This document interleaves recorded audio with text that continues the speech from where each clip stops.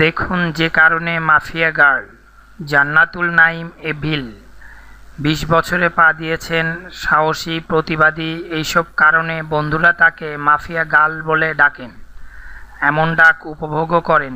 এটা তার সাহসী ও প্রতিবাদী চরিত্রের স্বীকৃতি মনে করেন এই তরুণী। তবে এইসব কিছু ছাড়িয়ে তিনি বাংলাদেশের high speed lady bike rider. তার লক্ষ্য হাই স্পিড লেডি বাইকার হিসেবে বিশ্ব দরবারে নিজেকে তুলে ধরা। বন্দরনগরী চট্টগ্রামের মেয়ে এভিল মাত্র ১৪ বছর বয়সেই বাইক চালানো শিখেছেন। এরপর আস্তে আস্তে মোটর বাইক চালানো তার শখে পরিণত হয়। এই যান ঘিরেই চলতে থাকে তার নানা কসরত। মোটর সাইকেলে নিয়ে বিভিন্ন নৈপুণ্য দেখাতে পারদর্শী হয়ে ওঠেন। ৫ ফুট ৮ ইঞ্চি উচ্চতা সম্পন্ন এভিলের বাইক নৈপুণ্য প্রদর্শনী, বাইক চালানোর ছবি ও ভিডিও ছড়িয়ে পড়ে সামাজিক মাধ্যম ফেসবুকে। সেলিব্রিটি বনে যান তিনি। ফেসবুক ফলোয়ারের সংখ্যা ছাড়াই ৯০,০০০।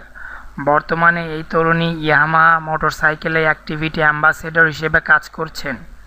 পাশাপাশি মিডিয়ার প্রতিও ঝোঁক রয়েছে তার। বাংলাদেশ মোটরসাইকেলের যাত্রা শুরুর কয়েক দশক হলেও নারীদের এখনও গিয়ারলেস স্কুটারের প্রতি আগ্রহ বেশি।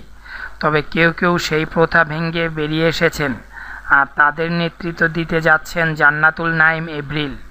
তিনি কখনও গিয়ারলেস স্কুটারের প্রতি আগ্রহ দেখাননি। হাই সিসি মোটরসাইকেল চালানো তার শখ, আর এই কাজেই তিনি স্বাধীনতা খুঁজে পান।